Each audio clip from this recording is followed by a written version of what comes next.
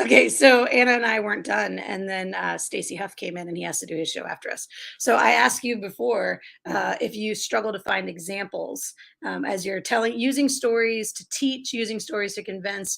Do you have a list of like these are all the stories I use, or do you like try to just figure one out on the spot? I try and figure one out on the spot. I struggle with it a little bit, mostly because sometimes generational differences, right, are not going to resonate with everyone. So again, finding that right story is really, really important for people.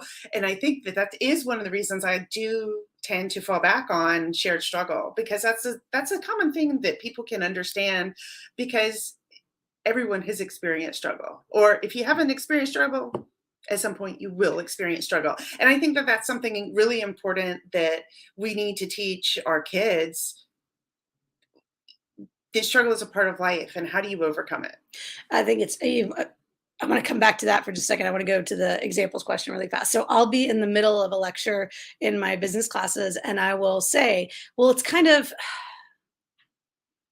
I know I've used them before, but Discount Tire has this thing where, and all my students are like, Discount Tire again, Dr. Whitener, right? So, yeah, I have sort of my list of examples, but it's also the things I know very well. So, if I know the company that I used to work for was Cenex Corporation, or I use Discount Tire, or like case studies that I've read, these things that I know really well, those examples come forward a little bit faster for Yeah.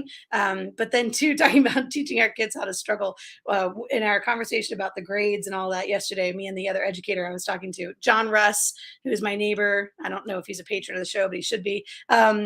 So he and I were talking about students wanting that extra boost to give Yeah. them an A, right? Like I Mhm. want to get, I'm in an 89.5, Dr. Whitener. Can't you just, and the answer is like, no, Yeah. there are people out here who crushed it, who got their A, and you were not that people. And so I'm not going to give you the A when you didn't. But we talk about how he and I were talking about measurements. These are just measurements.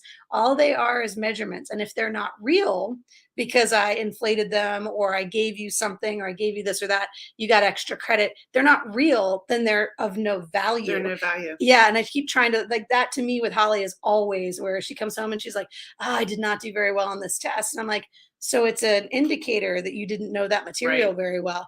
You don't retake the test. You don't try, no, like next time you just have to work harder on the next test so that you can try to offset this bad grade. But like, I'm the parent that's like, bad grades are bad grades. You get them, right? Like, that's just how it is. We're Gen Xers through and through. You get what you get. You don't throw a fit. You know, yeah, you get what you get and you don't get upset. That's the end. That's the Pinkalicious book. If you haven't read the Pinkalicious books, the cupcake books for your kids, that was her mom's line, was you get what you get and you don't get upset. And that is very much a Gen X line. Thank you for being on the show with me today. No, it's a great I really time. appreciate you. Thank you, patrons, for supporting the show. We appreciate y'all.